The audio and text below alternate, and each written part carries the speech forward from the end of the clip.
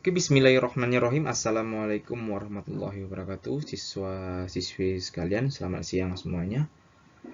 Pada pertemuan kali ini, kita akan membahas mengenai pengelolaan sumber daya alam Indonesia. Dan pada materi kali ini, yang menjadi tujuan pembelajarannya ialah kalian dapat mengidentifikasi jenis-jenis sumber daya alam.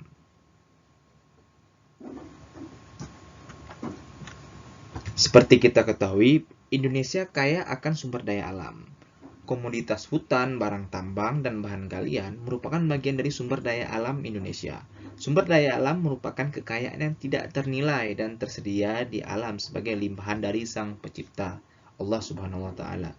Sumber daya alam hendaknya dapat dimanfaatkan secara bijaksana sehingga ketersediaannya dapat dilestarikan. Pemanfaatan secara tidak bijaksana dapat menimbulkan kelangkaan pada sumber daya alam tersebut dan bahkan dapat menimbulkan kerusakan yang mana sangat merugikan balik kepada kita sendiri. Oleh karena itu, perlunya pengelolaan yang baik dan bertanggung jawab dalam pemanfaatan sumber daya alam, sehingga sumber daya alam dapat dimanfaatkan oleh generasi kita dan generasi yang akan datang sebagai bentuk rasa syukur kita terhadap anugerah yang telah Allah berikan. Oke, kita akan masuk kepada klasifikasi sumber daya. Yang pertama, kita tahu dulu apa itu pengertian sumber daya alam. Sumber daya merupakan sesuatu yang berguna dan mempunyai nilai. Sumber daya mempunyai sifat jamak dan mempunyai ukuran baik dalam jumlah, kualitas, waktu, dan tempat. Sumber daya alam merupakan istilah yang digunakan untuk menggambarkan potensi yang terdapat di alam yang dapat memberikan manfaat bagi kehidupan manusia untuk meningkatkan kesejahteraan hidupnya. Potensi alam tersebut dapat berupa benda mati atau non-hayati seperti air, bahan galian atau barang tambang, dan potensi alam yang berupa benda hidup atau hayati seperti hewan dan tumbuhan sendiri. Sumber daya alam di setiap wilayah sangat beragam dan berbeda-beda. Sebagai contoh, di Indonesia sendiri merupakan negara kepulauan yang dikelilingi lautan dan memiliki hutan hujan tropis yang menyimpan banyak kekayaan yang dapat dimanfaatkan oleh manusia untuk memenuhi setiap kebutuhan hidupnya. Salah satu bentuk potensi yang terkandung di alam yang dapat dimanfaatkan oleh manusia yang berada di dalam perut bumi adalah barang tambang contohnya. Sumber daya alam atau natural resource yang melimpah dapat dimanfaatkan untuk meningkatkan kesejahteraan manusia kita yang hidup di bumi.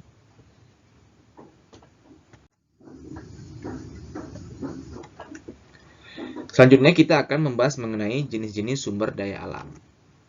Yang pertama, berdasarkan bentuknya, sumber daya alam dibedakan atas sumber daya alam abiotik, yakni sumber daya alam yang terbentuk berdasarkan proses alamiah dan membutuhkan jangka waktu yang lama dengan intensitas tertentu.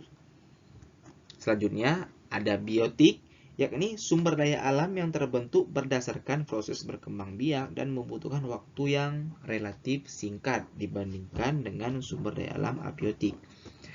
Contoh dari sumber daya alam abiotik yakni seperti minyak bumi, batu bara, dan emas. Contoh dari sumber daya alam biotik yang yakni seperti flora dan fauna hewan. Oke, selanjutnya berdasarkan letaknya sumber daya alam dibagi lagi, yakni sumber daya alam yang berada di atas permukaan bumi, sumber daya alam yang berada di permukaan bumi, dan sumber daya alam yang berada di bawah permukaan bumi. Contoh untuk sumber daya alam yang berada di atas permukaan bumi yakni seperti energi sinar matahari dan udara. Sedangkan untuk contoh sumber daya alam yang berada di permukaan bumi, contohnya seperti air, tanah, pertanian, peternakan, dan hutan. Itu merupakan sumber daya alam yang berada di permukaan bumi. Selanjutnya, untuk sumber daya alam yang berada di bawah permukaan bumi seperti barang tambang, ya, batu bara, dan mineral. Oke, selanjutnya berdasarkan jumlahnya sumber daya alam dibagi lagi, yakni yang jumlahnya tidak terbatas dan terbatas. Untuk sumber daya alam yang tidak terbatas jumlahnya, yakni sumber daya alam yang tidak dapat dihitung seperti udara dan sinar matahari. Sedangkan sumber daya alam yang terbatas, yakni sumber daya alam yang jumlahnya sedikit atau cepat habis seperti batu bara dan minyak bumi tentunya, yang mana jumlahnya terbatas. Oke, selanjutnya berdasarkan waktu pemulihannya, sumber daya dibagi berdasarkan yang pertama, yang bersifat kekal dan dapat diperbarui dan tidak dapat diperbarui. Untuk sumber daya alam yang kemungkinan pemulihan yang kekal, yakni sumber daya alam yang terus-menerus ada secara alami seperti udara, air, dan energi matahari. Selanjutnya, untuk sumber daya alam yang dapat diperbarui adalah sumber daya alam yang jika persediaannya habis dapat dimanfaatkan kembali kualitas atau keberadaannya dalam jangka waktu yang tidak terlalu lama.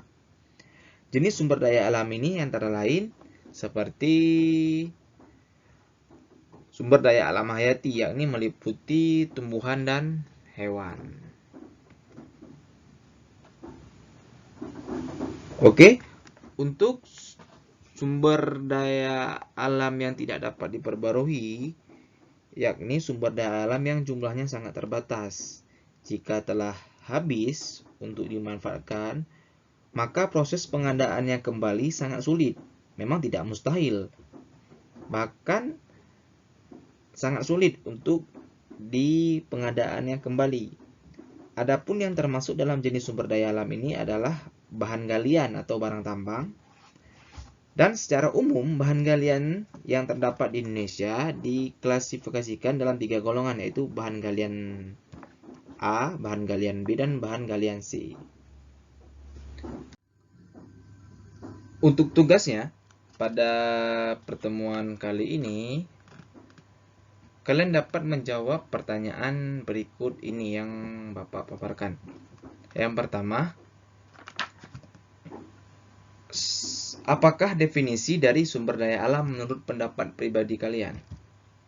Oke, pertanyaan yang kedua, sebutkan jenis-jenis sumber daya alam berdasarkan proses terbentuknya, baik itu biotik maupun abiotik. Oke, yang ketiga, kalian dapat menjelaskan apa saja manfaat sumber daya alam yang bersifat kekal dalam kehidupan sehari-hari. Oke, itu pertanyaannya, ada 3 buah pertanyaan. Dapat dikumpulkan 2 hari dari sekarang. Oke, sekian untuk pertemuan kali ini. Jaga selalu kesehatan kalian. Wassalamualaikum warahmatullahi wabarakatuh.